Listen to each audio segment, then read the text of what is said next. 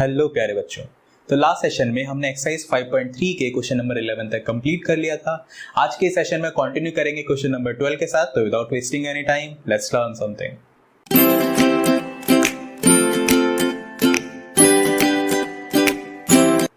Question number 12, 13 और 14 तीनों एक ही टाइप के क्वेश्चन है। देखिए क्वेश्चन नंबर 12 कहता है find the sum of first 40 positive integer. कौन से 40 positive integer which are divisible by 6। Divisible या फिर मल्टीपल दोनों एक ही बात है। तो देखिए डिविजिबल बाय 16 फर्स्ट 40 कौन कौन से होंगे। सबसे पहला तो 6 ही डिविजिबल है, फिर 12, फिर 18। तो आप देखेंगे कि एक एपी बन रही है और इसके फर्स्ट 40 टर्म्स का सम निकालना है। अब क्वेश्चन बहुत ही आसान हो गया आपके लिए, क्योंकि क्वेश्चन में डायरेक्टली दिख रहा है ए की वैल्यू है 6, डी की वैल्यू भी है 6, 12 माइनस 6 6। तो जिसका भी डिविजिबिलिटी है वही डी होता है।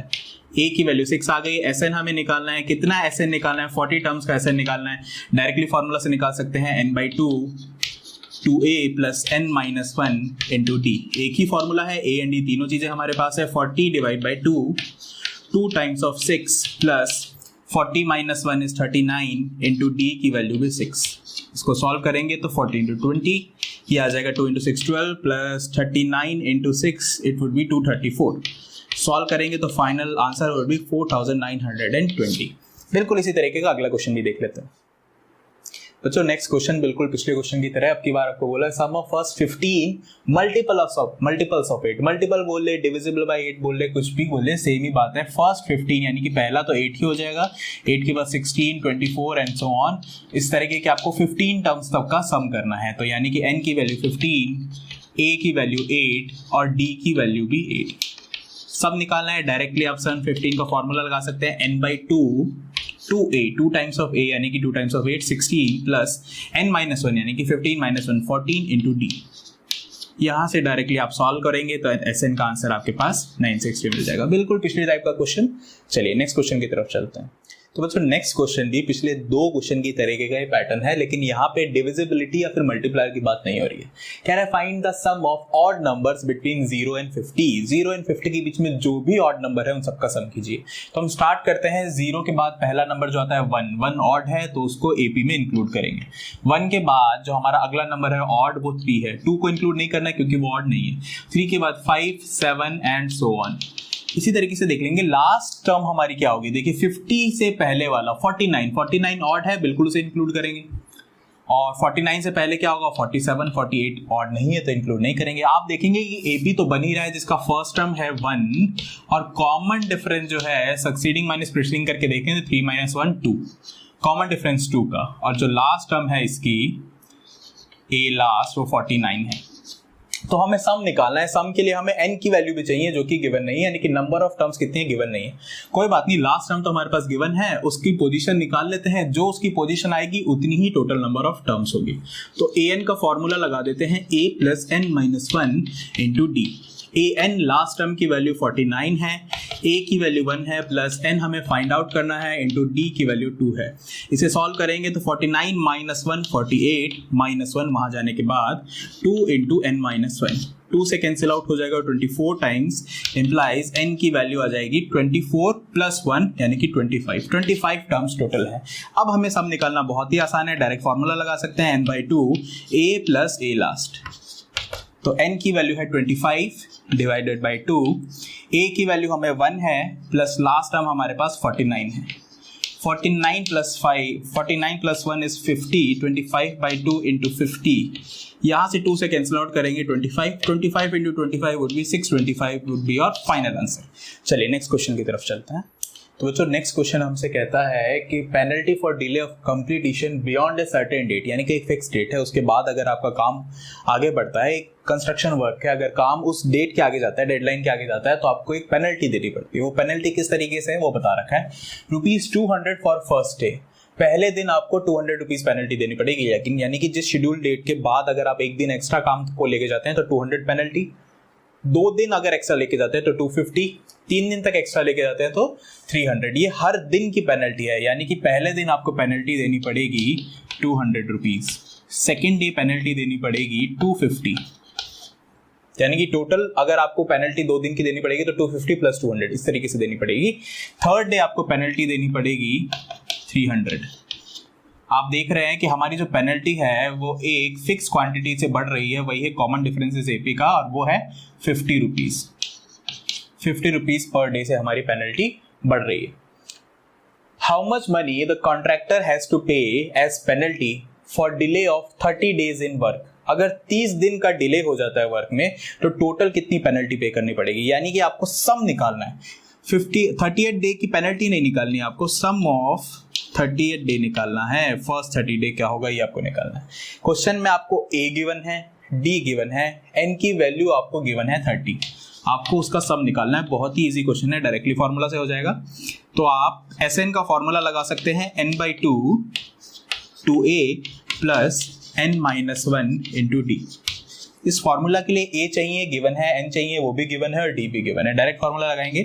30 डेज के लिए निकालना है, 30 डिवाइड बाई 2 टाइम्स a की value is 200 plus 30 minus 1 into D की वैल्यू इज 50। थोड़ा सा सॉल्व करेंगे, 2 से कैंसिल आउट हो जाएगा 30, 15 times 200 into 2 400 plus 30 minus 1 is 29 into 50। Solve करेंगे और आगे तो 15 into 400 plus 29 into 50 would be 1450। तो फाइनली 15 इंटू आपको करना पड़ेगा 1850, और फाइनल आंसर 1850 को 15 से मल्टीप्लाई कर देंगे तो फाइनल आंसर आएगा 27,750 रुपीज। ये टोटल सम ऑफ रुपीज है आफ्टर 30 डेज, यानी कि 30 डेज तक अगर आपका काम एक्सटेंड होता है तो टोटल इतनी पेनल्टी आपको देनी पड़ेगी क्वेश्चन के अकॉर्डिंग। चलिए नेक्स्ट क्वेश्चन की तरफ चलते हैं। तो बच्चों नेक्स्ट क्वेश्चन आपसे कहता है कि स्कूल में प्राइज डिस्ट्रीब्यूशन सेरेमनी है और टोटल 700 रुपीज के प्राइज डिस्ट्रीब्यूट करना है, यानी कि जितने भी प्राइज है उन सबका टोटल करेंगे तो 700 रुपीज बनना चाहिए। टू गिव 7 क्रैश प्राइजेस, यहाँ पे आपको नंबर ऑफ प्राइजेस दे दिया है, यानी कि n दे दिया है, वो 7 है, और इन 7 प्राइजेस का सम आपको दे दिया है। सम ऑफ 7 प्राइजेस 700 है, ये आपको दे दिया है। उसके बाद बोलता है for their overall academic performance if each prize is ₹20 less its preceding price। यहाँ पे आपको क्या बताया, देखिए जो फर्स्ट प्राइज होगा वो हाईएस्ट अमाउंट होगा, सेकंड प्राइज उससे कम ही होगा। कितना कम होगा? 20 रुपीज कम होगा, 20 less. Third prize second prize से 20 कम होगा, यानी कि हर बार जो सक्सीडिंग वैल्यू है वो प्रीसीडिंग से 20 कम है, यानी कि आपका जो कॉमन डिफरेंस है वो 20 तो है लेकिन -20 है, क्योंकि सक्सीडिंग वैल्यू कम है, प्रीसीडिंग ज्यादा है, और हम डी निकालने के लिए सक्सीडिंग माइनस प्रीसीडिंग करते हैं। सक्सीडिंग कम है, प्रीसीडिंग ज्यादा है, तो माइनस का साइन आएगा। डी की वैल्यू -20, एसएन दे रखा है, एन दे रखा है। हम डायरेक्ट एसएन का फॉर्मूला पुट करते हैं। वैल्यू ऑफ ईच प्राइस निकालनी है, डायरेक्ट एसएन का फॉर्मूला हम यूज करेंगे। SN equals to n/2 2a plus n-1 into D. इस फॉर्मूले में आप देखेंगे कि एसएन हमारे पास पता है, एन पता है, डी पता है, सिर्फ ए ही नहीं पता, तो इस फॉर्मूला से ए की वैल्यू यानी कि फर्स्ट प्राइस हमारे पास आ जाएगा। चलिए एस एन की वैल्यू जो हमें गिवन है 700, एन हमारे पास है 7 डिवाइड बाई 2, टोटल क्वांटिटी 7 है प्राइजेस की, इंटू 2a, ए की वैल्यू हमें नहीं पता, एस है, एन है हमारे पास 7, 7 माइनस 1 इज 6, इंटू डी की वैल्यू है -20। इसको सॉल्व करेंगे, 7 को कैंसिल आउट करेंगे 700 से तो 100 आ जाएगा। 100 इंटू 2 200, लेफ्ट साइड में 200, यहाँ पे 2a एज इट इज बड़ा है, और ये हो जाएगा माइनस का 120, इम्प्लाइज माइनस का 120 लेफ्ट में लेके आऊं तो प्लस का 120 हो जाएगा। 200 प्लस का 120 ये आपके पास आ जाएगा 320 is equals to 2a, implies a would be equals to 320 divide by 2, तो a की वैल्यू आ जाएगी 160। फर्स्ट प्राइस जो होगा आपका 160 का होगा। सेकेंड प्राइस क्या होगा? Second price 160 plus common difference कितना है? -20, तो अल्टीमेटली 160 -20 यानी कि 140 का हो गया, यानी कि आपका देखिए 20 लेस हो गया। तो इसका अगला प्राइस यानी कि थर्ड प्राइस क्या होगा? 140 में से 20 को लेस कर देंगे यानी कि 120। उसका अगला प्राइस 120 में से 20 माइनस करेंगे 100, उससे अगला वाला 80, उससे अगला वाला 60।